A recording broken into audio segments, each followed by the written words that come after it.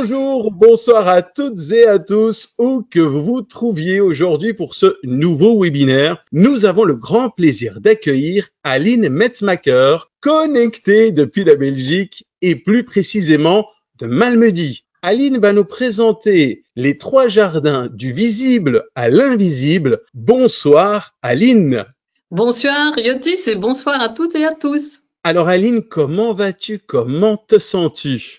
Je me sens très bien, très excitée. Cela fait des mois que j'attends de démarrer le webinaire et en même temps, je dois t'avouer un peu nerveuse parce que c'est un moment vraiment important pour moi. Et d'ailleurs, je te remercie de me donner l'occasion de présenter cette approche. C'est nous qui te remercions déjà, Aline, à l'avance. Et passons, avant de commencer le webinaire, moi j'ai une petite question à te poser, chère Aline. Alors, j'ai cru comprendre, j'ai entendu dire que tu avais l'habitude d'organiser de grands voyages. Alors, des fois simplement même avec ton ordinateur comme compagnon. As-tu déjà en tête ta prochaine destination? Peut-être, je sais pas, la faune du Costa Rica ou les vastes étendues nordiques illuminées par une aurore boréale en Scandinavie. Donc, j'aimerais beaucoup en savoir plus sur tes futurs projets d'aventure. Mais Yotis, en plus de ton travail pour Synergie, tu es un espion? Qu'est-ce que c'est que ce truc? C'est pas possible. La seule personne à qui j'ai parlé de ces 2 voyages, c'est Claudie. Et je ne vois vraiment pas comment tu peux faire. Donc, en effet, ce sont nos 2 prochains voyages, Costa Rica et les capitales nordiques. Mais je ne sais pas. On a des choses à régler, toi et moi, parce que ça n'est pas normal que tu sois au courant de ce genre de choses. Alors, pour info, tu nous as dit dans les préparations que Claudie, qui était Claudie, parce que on vient de commencer le webinaire. Claudie, c'est mon amoureux. Voilà, donc c'est ton amoureux. Pas que. Il est beaucoup de choses pour moi, mais voilà, la chose la plus importante, c'est que c'est mon amoureux. Et donc, quel est le prochain voyage, le prochain rêve, et pourquoi? Costa Rica, parce que c'est très luxuriant comme nature et qu'on aime découvrir les choses. On aime beaucoup le contact avec la nature, rencontrer de nouvelles civilisations. On a fait, juste avant Covid, un merveilleux voyage, presque un mois en Argentine, et on est restés tous les 2 vraiment baba de cette région du monde et on a envie d'y retourner, mais sous un autre aspect. En tout cas, j'ai bien compris que tu aimes bien les jardins et surtout aussi les grands jardins, donc on va y plonger. Merci Aline, j'ai bien aimé ton visage surpris. C'est pas normal, Yotis, c'est pas normal que tu saches ça. Il n'y a rien qui est normal chez Synergie.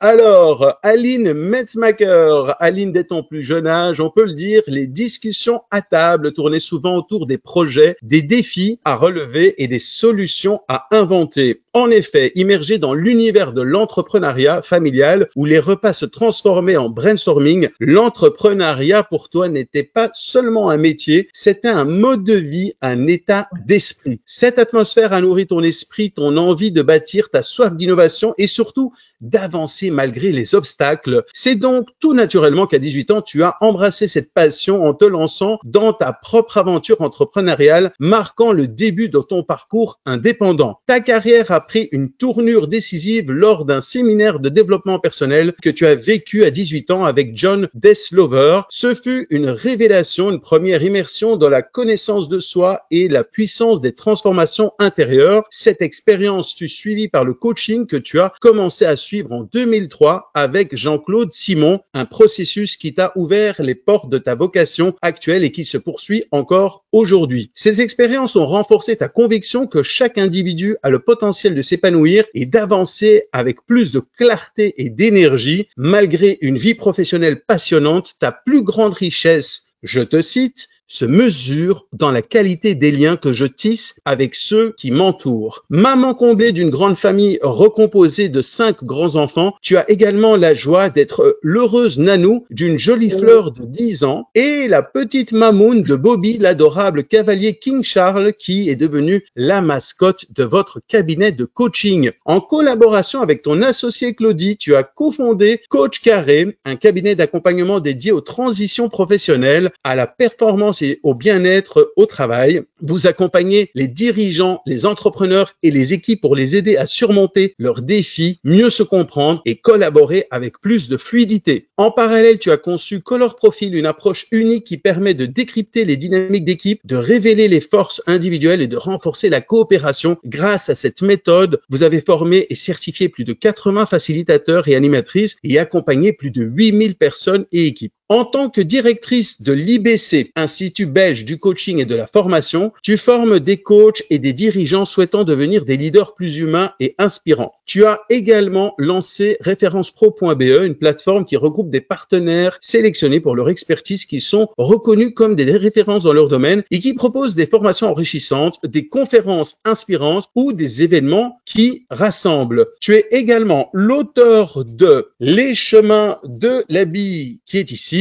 la force révélatrice des personnalités que voici, et non, vous n'êtes pas bon dans tout. Et en tant que fervente défenseuse de ta commune de Malmedy, tu contribues activement à son dynamisme et à sa richesse, illustrant ton engagement à contribuer à accompagner avec humilité et authenticité en ouvrant des chemins de réflexion et d'épanouissement pour tous. Alors Aline, maintenant qu'on te connaît un tout petit peu mieux, que pourrais-tu rajouter pour qu'on en puisse en savoir davantage sur toi?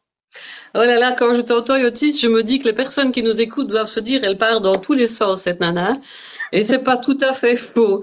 Je me rendais compte en t'entendant finalement qu'il y a quand même un fil rouge important dans tout ce parcours, c'est l'importance pour moi de contribuer à l'humain, à son potentiel, à sa responsabilité personnelle. Et puis, une toute petite chose peut-être qui aujourd'hui m'occupe énormément, c'est que je me suis lancée dans cette folle aventure MCC avec mon mentor Philippe de Clercq, qui m'aide énormément, qui m'apporte énormément de choses, mais waouh, c'est costaud quand même cette aventure MCC. Donc voilà ce que je voulais encore partager avec vous.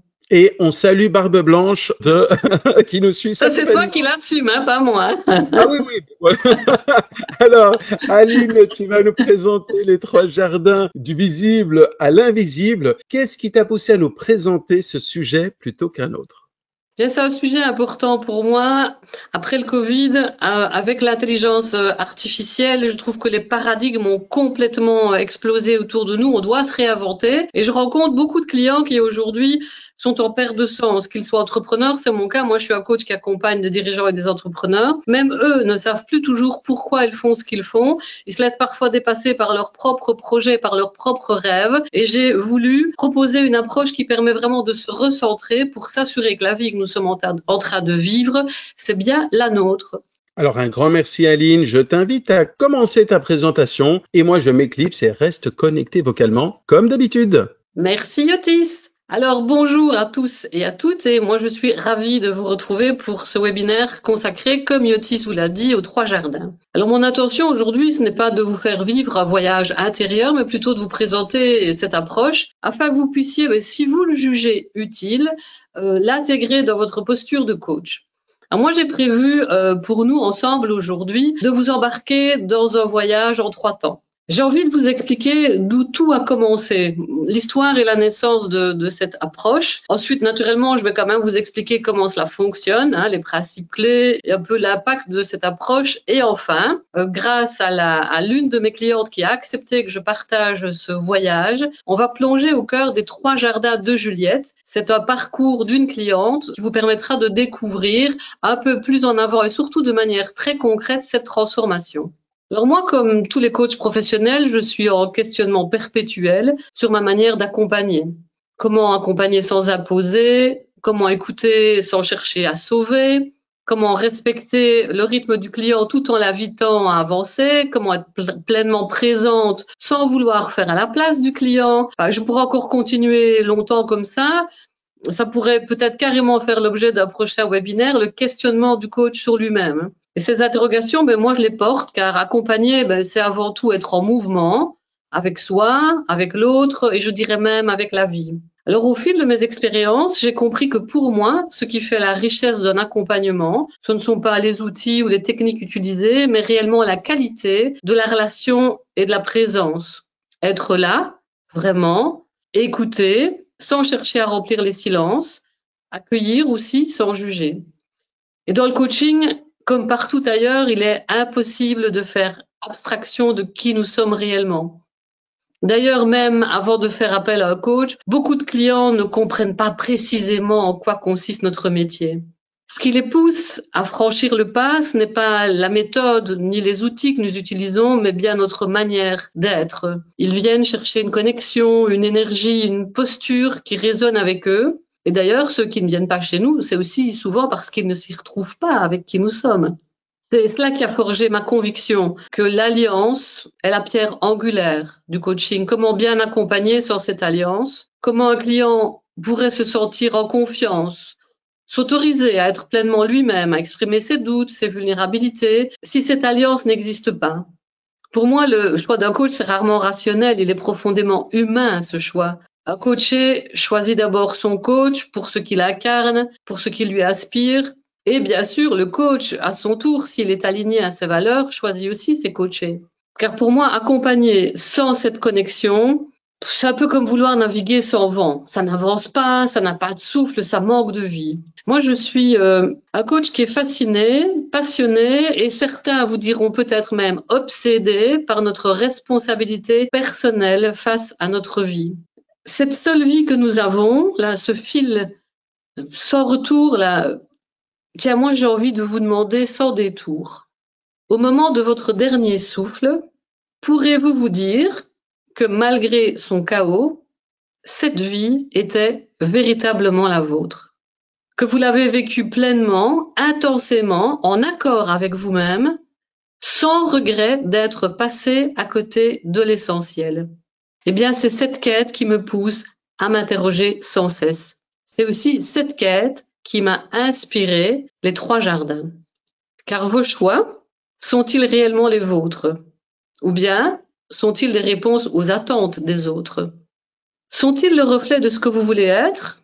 Ou bien sont-ils dictés par votre éducation, par des injonctions sociales, par toutes ces petites voix invisibles qui murmurent à votre cœur? Sois fort, sois content de ce que tu as, tu n'es pas à plaindre. Que vont penser les autres? Et la pire de toutes à mes oreilles, c'est la fameuse « tu es trop ». Trop rapide, trop ambitieuse, trop sensible, trop dure, trop. Et comment on fait alors pour être moins? Et moins quoi d'ailleurs? Moins soi-même peut-être. Toutes ces injonctions sociales qui dictent nos comportements et influencent nos choix, sans souvent que nous en ayons conscience. Elles nous sont transmises par la famille, l'éducation, les médias, vous savez tout cela mieux que moi. D'ailleurs, de nombreuses recherches en psychologie sociale et en sociologie démontrent à quel point ces injonctions impactent nos décisions et notre perception de nous-mêmes. Je vais en citer quelques-unes pour vous expliquer pourquoi le concept des 3 jardins me tient tellement à cœur. Il y a l'injonction à la dépendance et à l'autonomie, par exemple. Vous savez, un adulte doit être autonome, sinon il y a un échec. Cette pression sociale qui nous pousse à tout moment de cacher nos vulnérabilités et même de refuser l'aide des autres. Il y a aussi l'injonction à la productivité et à l'occupation permanente. Si tu ne fais rien, tu perds ton temps, il faut toujours être performant. Et vous savez, cette injonction, elle est extrêmement présente dans les entreprises. Se reposer, c'est être paresseux. Ensuite, il y a l'injonction à la positivité et au développement personnel extrême. Bien que je sois une personne positive et qui pratique et qui accompagne le développement personnel, je pense qu'il ne faut pas être dans l'extrême. Vous savez, toutes ces notions de tout est dans ta tête, change ton état d'esprit et tout ira mieux. Je trouve que cette injonction à l'extrême, elle culpabilise ceux qui traversent des difficultés en leur faisant croire que leur souffrance est uniquement due à leur perception. Si tu veux, tu peux. Ça, c'est très présent dans le coaching et dans le développement personnel. Alors, bien sûr, c'est une phrase de motivation énorme, mais ça peut aussi être une charge mentale en laissant penser que si tu échoues, c'est uniquement de ta faute. Et puis, il y a une nouvelle injonction qui est l'injonction à l'amour et à la réussite relationnelle qui dit que pour être heureux, il faut être en couple. Et pour moi, l'idée que le bonheur est conditionné par la vie de couple, ça crée une pression sociale énorme, et notamment chez les jeunes, pour lesquels les paradigmes du couple ont également complètement changé.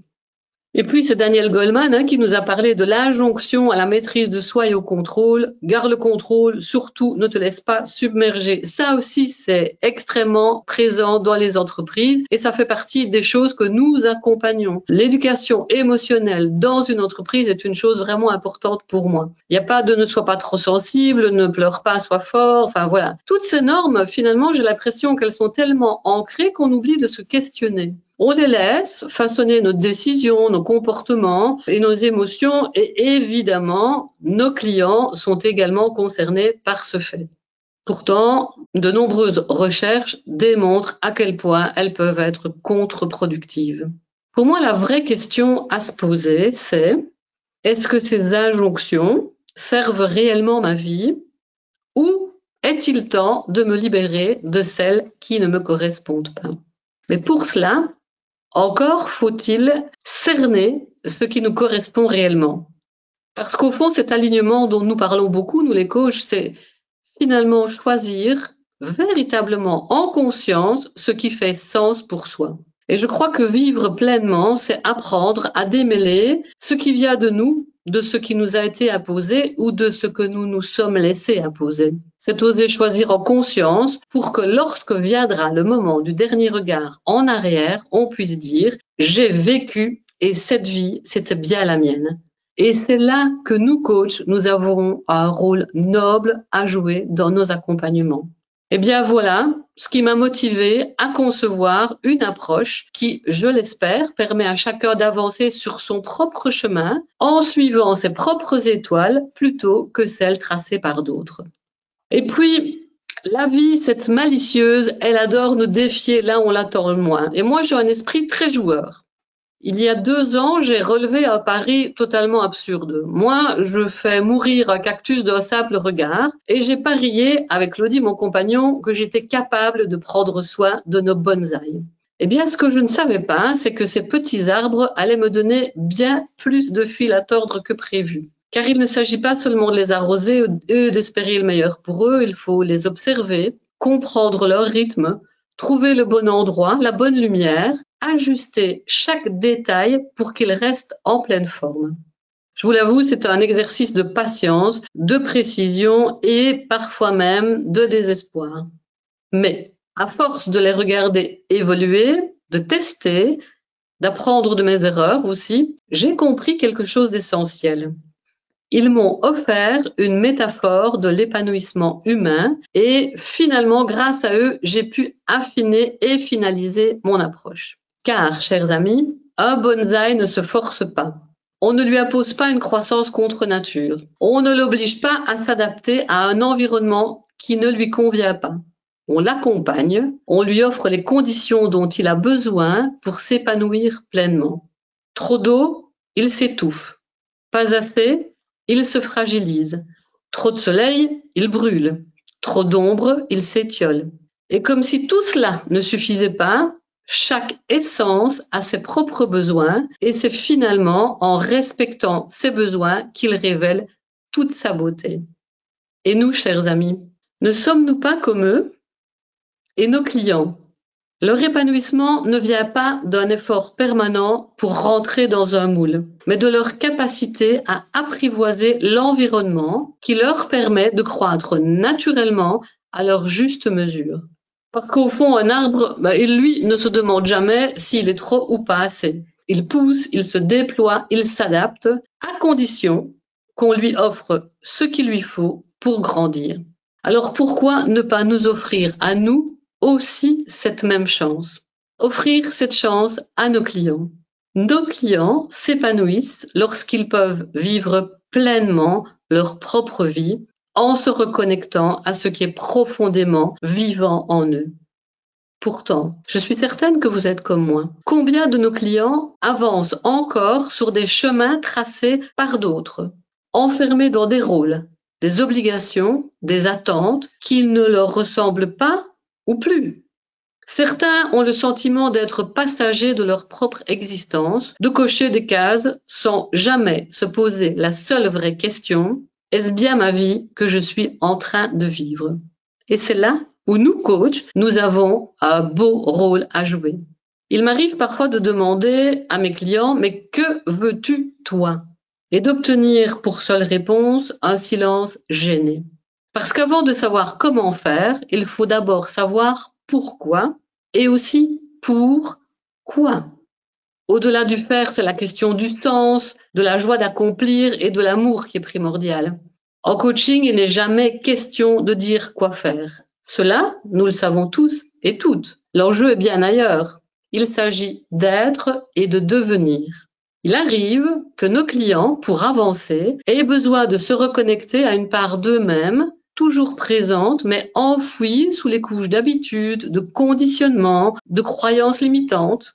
Alors notre rôle n'est pas d'imposer une direction, mais bien d'ouvrir un espace où ils peuvent explorer ce qui fait sens pour eux, discerner ce qui est véritable et comprendre aussi comment ils interagissent avec le monde qui les entoure. Et bien voilà pourquoi l'approche des 3 jardins m'est apparue comme utile.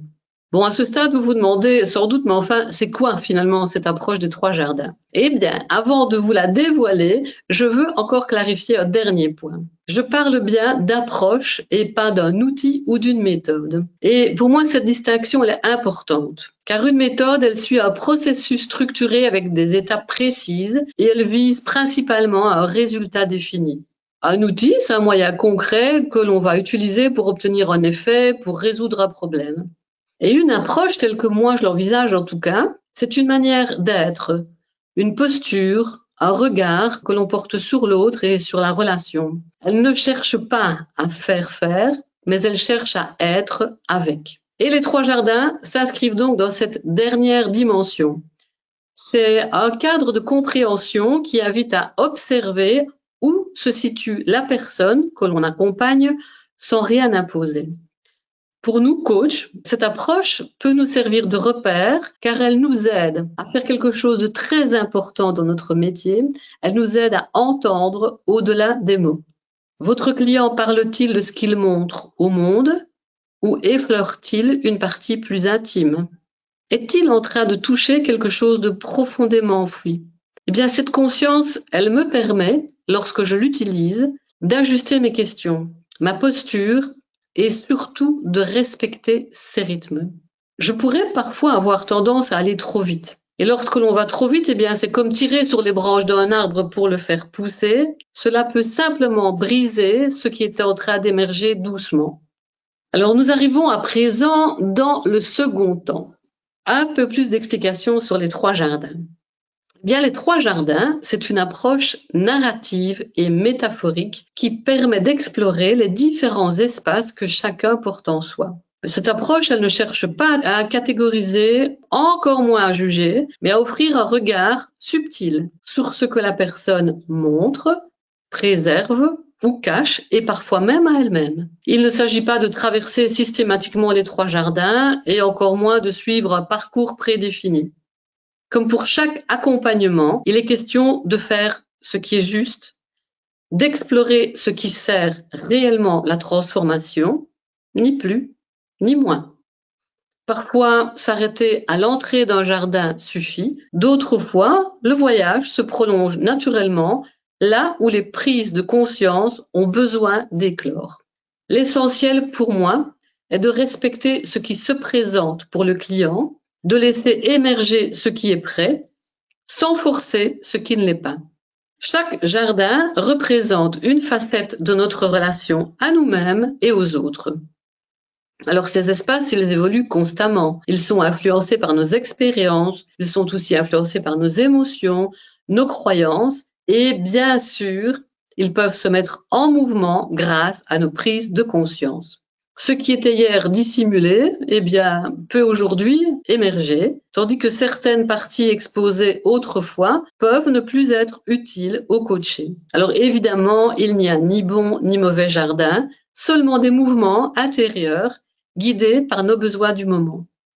Vous le savez, lorsque le client vient en accompagnement, souvent, il se présente avec une demande ou une problématique. Comment mieux gérer cette situation ? Que dois-je faire face à ce choix? Comment surmonter cet obstacle? Et derrière ces questions apparentes, ils ne cherchent pas seulement des solutions extérieures. Ce qu'ils espèrent réellement, c'est trouver des réponses intérieures. Car au-delà des besoins exprimés, il y a une quête plus profonde, vous êtes d'accord, celle d'une transformation durable. Derrière la volonté de résoudre un problème se cache une question essentielle. Qui doit devenir le client pour faire face à cette situation? Quelle part de lui, quelle part d'elle a-t-il besoin d'écouter pour avancer autrement? Eh bien, les 3 jardins offrent ce cadre. Un cheminement du visible vers l'invisible, du connu vers le plus profond, là où résident les élans de transformation véritables. Alors on y va. Maintenant, je vous invite à voyager dans les 3 jardins. Le premier jardin que je vais vous présenter est le jardin public.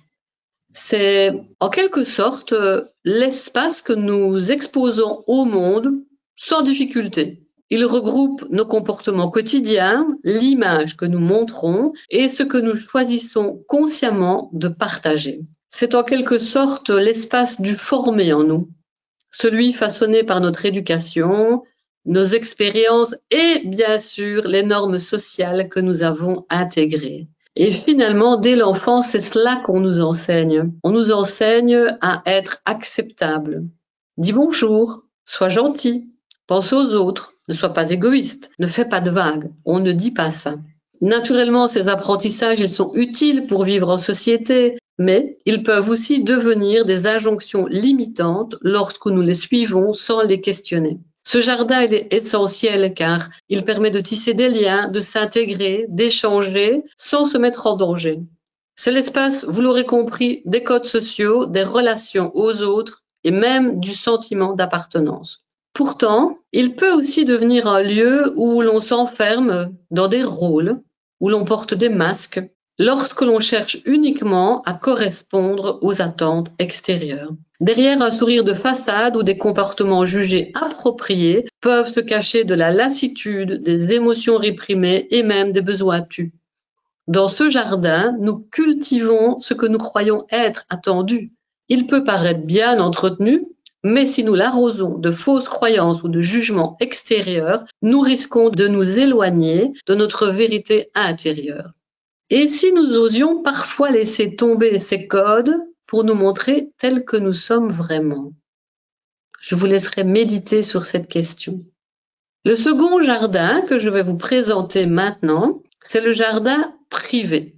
Le jardin privé, c'est un espace intermédiaire entre ce que l'on montre au monde et ce que l'on garde pour soi. C'est celui que nous ouvrons à quelques personnes de confiance. Là, certains masques tombent, mais la protection reste encore présente. On s'y sent davantage en sécurité pour partager ce que l'on vit, ce que l'on ressent, sans pour autant explorer les profondeurs de son être. Ce jardin, c'est un espace de confiance, mais pas encore de pleine conscience. C'est ici que se déposent nos émotions du moment, nos souvenirs importants, nos réflexions personnelles, nos doutes, nos joies. On peut y dire des choses comme « je suis fatigué, cette situation me pèse, je me sens perdu, cela me blesse, je doute, j'ai du mal à avancer ». Les échanges ici sont plus sincères, la relation plus authentique, mais on reste encore en surface de ce qui nous anime profondément. En coaching, d'ailleurs, c'est dans cet espace que l'alliance avec le client prend toute sa valeur. Et plus l'alliance est solide, plus le client ose déposer ses préoccupations sans crainte d'être jugé. Il arrive à mettre des mots sur ce qu'il habite, parfois sans avoir conscience de tout ce que cela révèle. Mais bon, ça c'est notre métier. Ici, il ne s'agit pas d'expliquer, d'analyser ou de chercher un pourquoi, mais d'écouter ce qui est présent et d'explorer ce qui émerge. En laissant place à ce qu'il dit au rythme du client, vous le savez, des prises de conscience naissent sans qu'on ait même à les provoquer. Et finalement, dans cet espace, on peut clarifier et mettre en lumière des blocages, identifier des schémas de pensée qui se répètent, par exemple. Parfois, un simple changement de perspective suffit à alléger un poids pour ouvrir une nouvelle porte. Et c'est aussi là le terrain où le client apprend à mieux discerner ce qui lui appartient et ce qui lui est imposé par l'extérieur, à entendre ses propres besoins plutôt que ceux que l'on projette sur lui. Et c'est en gagnant en clarté qu'il retrouve une forme d'élan et qu'il peut poser des choix plus consciencieux. Alors pour des raisons de facilité, vous entendrez que je parle toujours du client, mais bien sûr, Il s'agit aussi des clientes. Peut-être que c'est une petite déformation professionnelle parce que je pense que 80% de mes clients sont des hommes, mais je ne veux froisser personne. Sachez que je parle du client et que cela englobe aussi les clientes, bien entendu. Alors, accéder à ce fameux jardin privé, c'est offrir un espace où le client peut respirer, prendre du recul et parfois même remettre déjà là en mouvement ce qui semblait figé. C'est un espace où les mots prennent sens, où les émotions trouvent une place, où la présence du coach permet, sans brusquer, sans forcer, de laisser émerger ce qui a besoin d'être entendu. Alors, je voudrais là encore vous poser 2-3 questions. Je ne souhaite pas avoir de réponse, mais j'ai bien envie que vous puissiez, après ce webinaire, peut-être demain ou après-demain, y réfléchir. Je voudrais que vous vous demandiez, vous, cher coach, cher synergienne, pas facile à dire ça, dans quelle situation vous autorisez-vous à ouvrir votre jardin privé? Et quand vous le faites, quelles émotions ou quel ressenti y déposez-vous si vous vous donniez la permission d'être entendu sans explication à fournir? Et si vous restez simplement avec ce qui est là, qu'est-ce que cela changerait dans votre manière d'être avec vous-même et avec les autres? Je suis certaine qu'on pourra mettre ça dans le chat et que vous pourriez y réfléchir ultérieurement. Je vous propose d'y réfléchir parce que moi, en préparant ce webinaire, eh bien, ça m'a donné pas mal de fil à retordre pour répondre à ces questions. Alors, enfin, le troisième jardin secret. Au cœur de vous, de moi, de nos clients, de nous tous, se trouve notre jardin secret. Cet espace profondément personnel, souvent méconnu et parfois même de nous-mêmes. C'est là que résident les parties les plus subtiles et les parties les plus sensibles de notre être. Ce jardin, il abrite des croyances enfouies, des souvenirs oubliés, refoulés, des peurs ancrées, mais aussi nos élans sincères, nos aspirations secrètes, nos rêves inavoués et nos ressources les plus précieuses. En tant que coach, nous savons que ce sont les ressources internes de nos clients qui constituent le levier fondamental de leur transformation. C'est en accompagnant nos clients à les identifier, à les mobiliser et à les renforcer qu'un changement durable devient possible. Eh bien, ce jardin, c'est le réceptacle de notre essence, de ce qui nous anime au plus profond et que nous n'osons pas toujours rencontrer. Il est chargé de contrastes, il contient autant de blessures anciennes que nos forces insoupçonnées. Derrière des peurs solidement installées peuvent se cacher des désirs d'expression ou des élans de vie longtemps réprimés. Derrière des croyances limitantes peuvent dormir des ressources puissantes, prêtes à émerger lorsque le moment sera juste. Mais ce jardin, par sa nature même de secret, n'est pas toujours prêt à être exploré, ni en accompagnement, ni dans la relation à soi. Y entrer exige extrême délicatesse et profonde bienveillance. Ce n'est pas une étape obligatoire, ce n'est pas un objectif à atteindre. Le jardin secret ne se force pas. Il s'offre parfois au détour d'un mot, d'une émotion, d'un silence même. Parfois, reconnaître simplement que ce jardin existe, c'est déjà un pas immense vers soi. Car il arrive que l'on sente qu'il y a quelque chose là, sans pouvoir encore y mettre des mots, et c'est parfaitement légitime. Je voudrais continuer avec, maintenant vous l'avez compris, ça fait la 3e fois que je vous fais ce coup, je voudrais continuer en vous posant une question. Et si vous, sans forcer, quand vous aurez le temps et que ce sera le moment pour vous, vous preniez un instant pour ressentir la présence de ce jardin en vous. Que percevriez-vous derrière vos peurs, vos doutes et vos élans inexprimés? Que changerait le simple fait de reconnaître que des trésors inexplorés résident peut-être, sans doute, au plus profond de vous-même? Les 3 jardins, vous l'avez compris, sont avant tout une approche narrative. Elle s'appuie sur la force des images et des métaphores pour aider notre client à explorer les différentes facettes de son être. Les histoires, les symboles, les représentations visuelles, vous le savez, ça offre un accès privilégié aux ressentis, aux croyances et aux ressources qui sont souvent difficiles à atteindre par la simple réflexion et par la parole. Et cette approche, finalement, elle vous permet en tant que coach, et elle permet surtout à vos clients, de relier le visible à l'invisible, le conscient à l'inconscient, et d'ouvrir des espaces nouveaux d'exploration profond, tout en respectant, et c'est très important, le rythme de la personne. Alors, dans ma pratique, moi, je l'utilise de deux manières distinctes. D'une part, je l'utilise avec une utilisation discrète, c'est-à-dire que je ne mentionne pas à mon client cette approche. Je ne fais pas référence aux 3 jardins. Je me sers de cette métaphore plutôt comme un repère intérieur pour peut-être identifier dans quel jardin le client évolue. Est-ce qu'il parle depuis son jardin public, privé, ou est-ce qu'il touche à son intime? Je l'utilise aussi pour observer où je me situe moi-même dans le récit de mon client. Qu'est-ce qui vient me toucher? Est-ce que je suis à l'écoute du bon espace? Ou bien est-ce que je suis, ce qui peut être mon piège, tenter d'aller trop vite vers un jardin que le client n'est pas prêt à explorer? Je vais aussi l'utiliser pour inviter le client, si c'est juste pour lui, à déplacer son regard vers un autre jardin. Tout à l'heure, je vous partagerai le voyage du jardin de Juliette et vous verrez que le fait qu'elle déplace son regard lui a permis de conscientiser une série d'actions très concrètes. Cette manière pour moi d'utiliser l'approche des jardins avec mes clients me permet de mieux respecter le rythme du client, tout en gardant quand même une conscience fine des enjeux et de la dynamique relationnelle qu'il a par rapport à lui et par rapport aux autres. Ça, c'est la première manière dont j'utilise mon approche des jardins secrets. Ensuite, il y a aussi une seconde modalité dans laquelle je propose, et c'est ce que j'ai fait avec Juliette, dont nous allons parler dans quelques minutes, je propose un voyage explicite, en l'invitant réellement à explorer ces 3 jardins. Alors au départ, j'avais créé un modèle de jardin à compléter. J'avais l'impression que ça allait faciliter les choses, mais je crois surtout que ça me sécurisait moins. Je me suis rapidement aperçue que ce modèle reflétait surtout ma propre interprétation des jardins et non celle du client.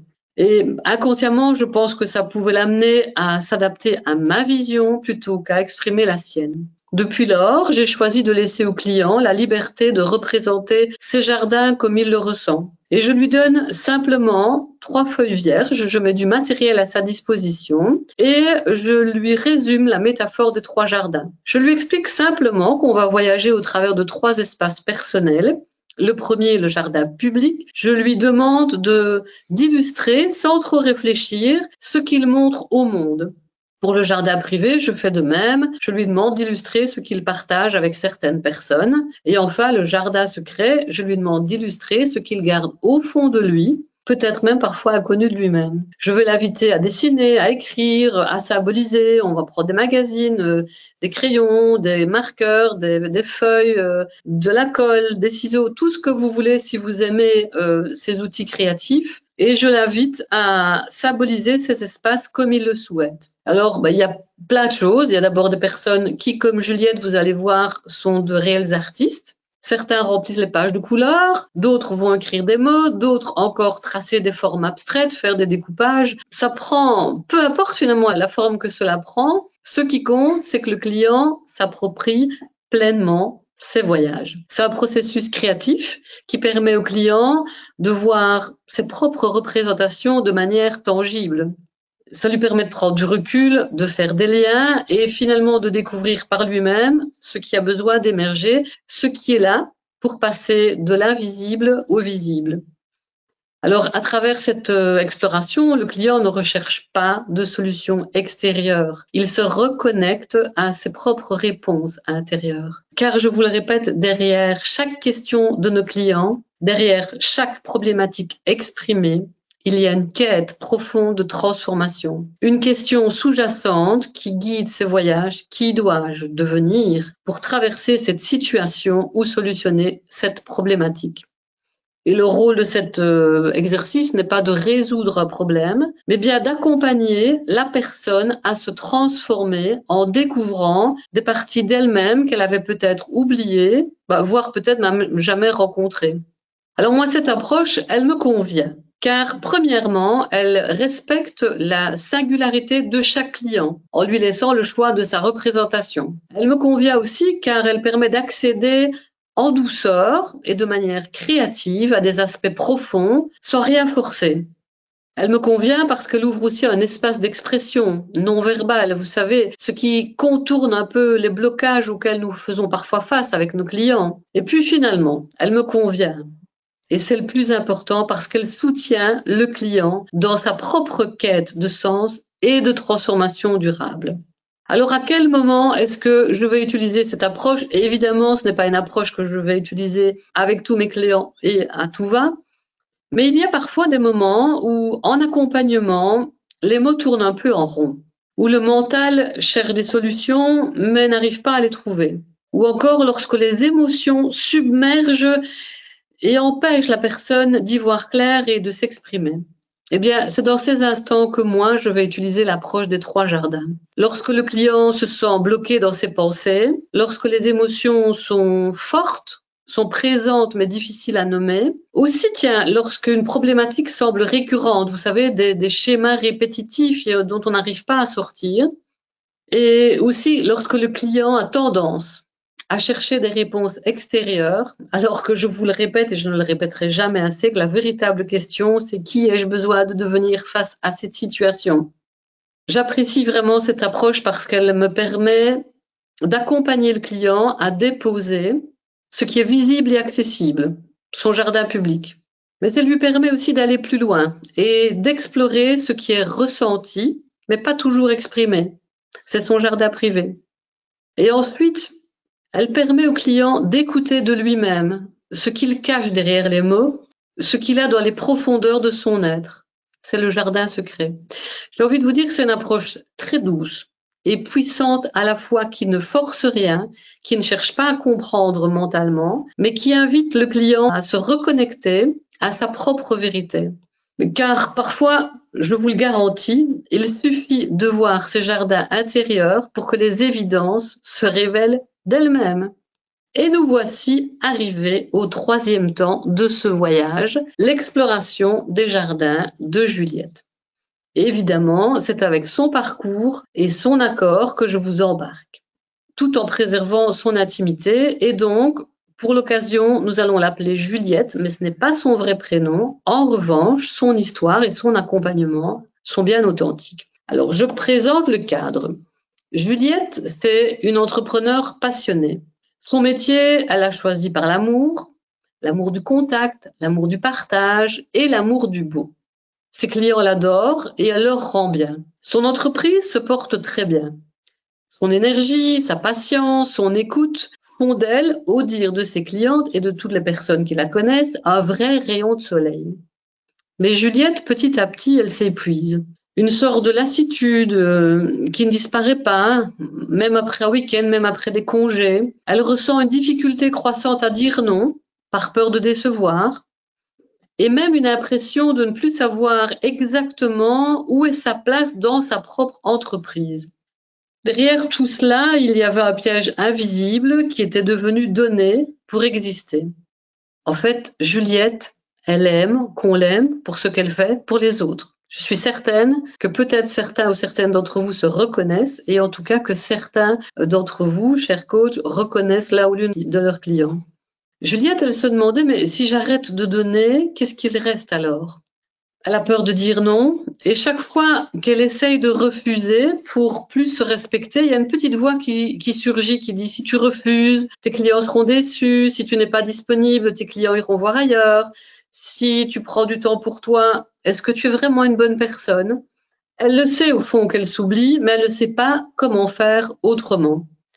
Alors un matin, comme les autres, après un rendez-vous, Juliette, elle a ressenti vraiment une fatigue écrasante. Elle se dit rien d'anormal, c'est normal, je travaille beaucoup, allez hop, un café. Et pour certains autres, ça aurait pu être un Monster, mais pour elle, c'est un café et ça repart. Sauf que ce jour-là, le café n'a pas suffi. Une cliente lui a téléphoné et elle se surprend à décrocher mentalement, mais son esprit s'évade, elle ne suit plus. Elle doit faire un effort vraiment considérable pour rester concentrée. C'est là que le doute s'installe pour de bon pour Juliette. Elle se demande, est-ce que j'aime encore ce que je fais ou est-ce que je me force? Et le malaise, il est là. Il est subtil, diffus, mais il reste bien là. Son premier réflexe a été de consulter son médecin, qui lui a réalisé tous les examens nécessaires. Et une fois les résultats en main, c'est lui qui lui a suggéré de venir me voir, parce qu'il a estimé que son cas n'était pas du tout médical, mais profondément lié à une question de sens. J'avais déjà accompagné plusieurs de ses patients et il était convaincu que c'était la meilleure démarche pour elle. Et la voici donc assise face à moi, prête à entamer ce voyage intérieur.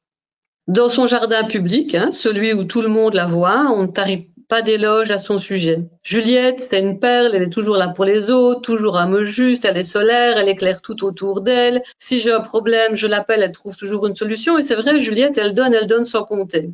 Enfin, en apparence. Alors, vous voyez dans le jardin que je vous ai montré, et je vous montre l'œuvre complète de Juliette. Dans ce jardin que j'ai mis sur ce slide à présent, vous voyez un jardin qui est très bien rangé, sans couleur. Et Juliette, elle, pourtant, elle aime quand il y a de la couleur. Et d'ailleurs, Juliette, elle a des bras complètement tatoués de magnifiques fleurs colorées. Déjà, quand je vous dis cela, regardez son jardin public, un jardin plutôt de type anglais, avec des murets, avec des buissons qui sont extrêmement bien taillés. Rien ne dépasse, tout est nickel.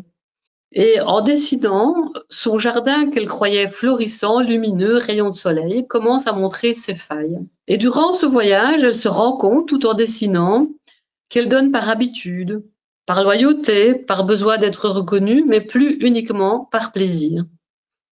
Et ce dont Juliette avait besoin pour identifier ceci, mais c'était d'un espace, rien qu'à elle, un lieu où elle pourrait déposer ses doutes, ses peurs, sans crainte d'être jugée, et c'est cela que nous faisons aussi, nous les coachs, parce qu'il arrive que nous ne puissions pas partager cela avec nos proches, par peur de les effrayer avec nos doutes, par peur de les décevoir, surtout comme pour Juliette, ses proches l'admiraient pour sa force, par peur de les surcharger avec nos propres poids, alors que eux aussi, finalement, ils en ont déjà tant à porter. Et Juliette, elle ressentait ce besoin vital, finalement, déjà de parler, mais avec quelqu'un qui ne serait ni effrayé, ni impacté, ni dans l'attente d'une réponse immédiate. Et je voudrais partager avec vous ce que Juliette a écrit de son écriture pour ce soir sur son jardin public. Juliette, elle dit ceci. Comme un jardin anglais, ma vie en société semble naturelle et fluide aux yeux des autres, mais elle me demande, à moi, un effort constant. Choisir les bons mots, adopter la bonne posture, cacher les failles et composer avec les attentes des autres. Derrière cette apparente spontanéité se cache une volonté de contrôler, ce qui se voit dans mon jardin anglais, tout en donnant l'impression que tout est simple et évident. Évidemment, je ne vais pas partager avec vous toute la teneur de notre séance de coaching. D'ailleurs, nous avons exploré les jardins durant 3 séances avec Juliette, mais je vais continuer à explorer les autres jardins. Juliette, elle s'est rendue compte que son jardin privé l'avait un peu oublié. Un espace où elle pourrait juste être, sans avoir à faire, un espace où elle pourrait s'autoriser à se poser à elle-même les bonnes questions. Et finalement, c'est là que son voyage intérieur a vraiment commencé, lorsqu'elle a pu explorer le deuxième jardin. Alors Juliette, elle a commencé, vous l'avez vu, Juliette, elle dessine extrêmement bien, tout cela a été quand même relativement fluide. Mais Juliette, lorsqu'elle est entrée dans son jardin privé, elle s'est mise vraiment à dessiner instinctivement. Ici, pas de regard extérieur pour lui renvoyer une image flatteuse, pas de client à satisfaire, pas de rôle à jouer, juste elle, face à elle-même, sa feuille de dessin et ses marqueurs. Et ce qu'elle y a trouvé, je crois pouvoir le dire, ça l'a bouleversée. Juliette m'a dit, moi, j'aime mon métier, j'adore mes clients. Et pourtant, j'ai cette sensation de me perdre dans ma propre entreprise, comme si elle m'échappait, comme si elle m'entraînait dans un tourbillon. Aux yeux des autres, je suis forte, je suis aspirante, mais à l'intérieur, je vacille et je cherche mon équilibre. Ce que vous voyez sur le dessin que Juliette a représenté, c'est d'une part un jardin avec des fleurs de couleur et des lampions de couleur où on fait la fête, où on s'amuse, on peut y repérer énormément de joie. Et puis, il y a un chemin.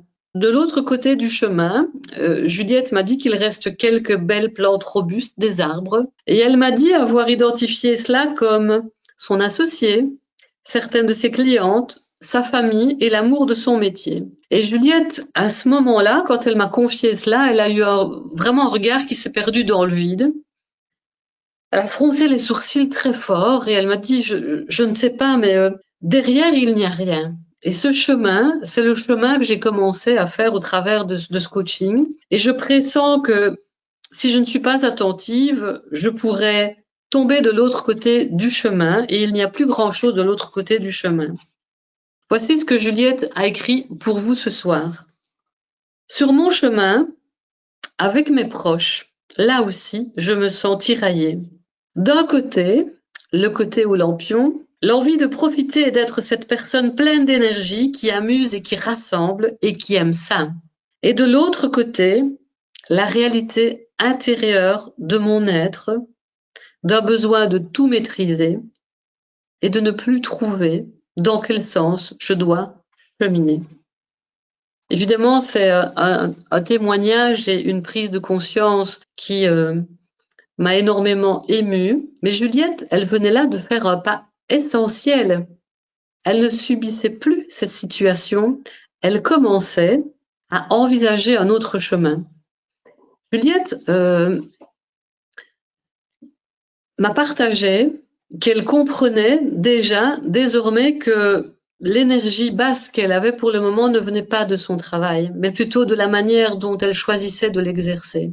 Je lui ai demandé comment elle envisageait la suite de son voyage à travers ces 3 jardins et elle m'a dit qu'elle souhaitait, avant d'entamer ce voyage vers son jardin secret, elle souhaitait déjà aligner son jardin privé et son jardin public et qu'il était temps pour elle maintenant de prendre quelques décisions assez simples à prendre de ses dires, mais néanmoins très impactantes. Elle voulait se respecter plus en respectant les horaires consacrés au travail. Elle a décidé de fermer son entreprise le samedi pour le passer avec ses filles. Elle a aussi décidé d'accepter simplement moins de clients et encore quelques autres actions facilement applicables selon les dires de Juliette. Mais le chemin n'était pas terminé. Alors, je vais encore partager avec vous son 3e jardin, qui est son jardin secret. Et vous pouvez aisément voir la différence qu'il y a entre ces 3 jardins. Dans ce jardin secret, elle a commencé à faire des pois, des pois, des pois, des pois. Je ne la voyais pas dessiner, mais je la voyais vraiment avec beaucoup de pois, beaucoup de pois, beaucoup de pois. Et je me dis, oh, qu'est-ce qui se passe dans ce jardin? Et comme vous pouvez le voir, il y a beaucoup d'activités, beaucoup de feuilles, beaucoup de couleurs. Et puis, au fond du chemin, il y a une porte qui laisse entrevoir un autre jardin. Et cette porte, elle est fermée. Eh bien, Juliette m'a dit que le moment venu, elle souhaiterait que je l'accompagne au travers de son jardin secret, mais pas maintenant, m'a-t-elle dit. Elle souhaitait d'abord réaligner son jardin public et son jardin privé, et elle voulait laisser son jardin secret à l'abri encore un moment, avant d'ouvrir la porte et de s'y promener. En revanche, elle a accepté d'écrire quelques mots pour moi et pour vous ce soir sur son jardin secret. Mon jardin secret, censé être un refuge, est devenu, pour moi, un lieu de solitude. Derrière la façade entretenue en société, mon espace intérieur manque de soins, d'attention et de douceur. Il est à l'abandon par moments, je ne lui donne pas assez de temps, mais prochainement, je vais m'y aventurer. Eh bien voilà ce que nous avons partagé dans ce chemin avec Juliette et qui nous amène tout doucement au bout de notre voyage ensemble ou peut-être juste au début d'un nouveau chemin. J'espère, à mon humble niveau, avoir semé quelques graines de réflexion et peut-être vous avoir apporté un éclairage utile sur cette approche. Si certaines idées ont résonné en vous, si vous avez envie d'aller plus loin, moi j'ai rédigé un petit carnet à votre intention que je serais ravie de vous partager. Vous y trouverez quelques idées de cheminement pour guider vos clients avec douceur. Aussi, une petite sélection de mon choix de questions que j'ai utilisées pour faciliter le voyage intérieur avec mes clients et quelques conseils pratiques issus de mon expérience que je partage avec vous. Alors, j'ai juste pensé ce carnet pour vous offrir un support souple et adaptable que vous pourrez, s'il vous plaît, vous approprier à votre sauce. Eh bien, il vous suffit de m'envoyer un message et c'est avec grand plaisir que je vous l'enverrai. Et c'est ici que se termine notre voyage des 3 jardins et je vous remercie de m'avoir écouté avec attention. Un grand merci Aline pour cette présentation pragmatique, introspective et philosophique. J'aimerais également remercier Nifissa Karboul qui a répondu à toutes vos questions. Nifissa est ambassadrice d'ICF Synergie pour la Tunisie. Elle est également vice-présidente d'ICF Tunisie et expert du pôle événements chez ICF Synergie. Alors bonsoir Nifissa, comment ça s'est passé ce soir? J'ai l'impression que les synergiens étaient totalement connectés et buvaient les paroles d'Aline ce soir. C'était incroyable. Effectivement, Aline, les participants étaient très très concentrés sur ton webinaire et même vraiment des messages. Merci Aline, je bois vos paroles de la part de Caroline. Quel webinaire puissant de la part de Sandra. Merci beaucoup Aline, un sujet passionnant et une approche à utiliser assurément. Bravo Aline, un grand merci Aline, un webinaire très intéressant. Hâte d'essayer cet outil métaphorique sous les 2 façons proposées. Vraiment beaucoup de remerciements. Magnifique de la part de Nada. Il y en a d'autres et ça continue, hein. Ça continue. Moi, je vois un grand merci Aline pour l'authenticité de ta présentation de la part de Marc. Merci Aline pour cette belle immersion dans les 3 jardins, une vraie source d'inspiration, nous dit Sophie. Alors bravo Aline pour cette présentation claire et profonde qui fait vraiment écho de la part de Julien. Un immense merci Aline pour ton partage sincère et ta belle énergie, nous dit Nathalie. Il y a merci Aline, ta façon d'expliquer avec simplicité et poésie est précieuse, nous dit David. Donc ça continue. Allez, j'en prends encore 2-3. Gratitude Aline pour cette approche si éclairante et puissante de la part de Claire. Merci pour ce beau voyage au cœur des 3 jardins Aline. C'était une vraie révélation de la part de Laurent. Donc, merci pour cette présentation inspirante, Aline. Une belle invitation à l'introspection, nous dit Isabelle. Voilà, un grand merci. Donc, Nifissa, nous vous remercions d'avoir assisté à ce webinaire. Nous espérons qu'il vous sera utile pour développer une approche plus authentique et pour vous épanouir pleinement dans votre propre vie. Si la réponse est oui, mettez des petits pouces bleus à gauche, à droite, au-dessus, en dessous, partout. Des cœurs surtout. Et là, les cœurs, vous les mettez vraiment partout. Vous savez que ça a tendance à booster nos niveaux d'ocytocine. Donc, cœur, like, commentaire, partage. Vous avez des questions, vous n'hésitez pas à les poser sous la vidéo. Et si vous voulez être informé des prochaines vidéos qui seront en ligne, n'hésitez pas à sonner la petite cloche. Au nom de toute l'équipe d'ICF Synergie, je vous dis merci. Rayonnement, synergie, ouverture, bienveillance, partage, coaching, transparence, robustesse, émergence. Tous ces mots définissent nos actions. Ils définissent également notre mission qui est que notre communauté francophone participe activement et internationalement au rayonnement du coaching et puisse ainsi contribuer à l'émergence d'un monde meilleur. Je vous souhaite à toutes et à tous une bonne journée ou une excellente soirée où que vous vous trouviez. Et Aline, je te laisse le mot de la fin. Ah, le mot de la fin. Moi, j'ai envie de vous dire, cultivez ce qui vous fait vivre. Vous accompagnez, vous éclairez, vous donnez aux autres, mais un jardinier qui n'arrose que les autres jardins finit par s'assécher lui-même. Parce que c'est en prenant soin de vous que vous pourrez continuer à accompagner pleinement. Et bien sûr, merci Otis, merci ICF Synergie et merci à tous pour votre engagement et votre présence. Prenez soin de vos jardins et surtout, n'oubliez pas d'arroser. À bientôt. Un grand merci Aline, un grand merci Nifissa, un grand merci à vous toutes et tous. Au revoir. Au revoir.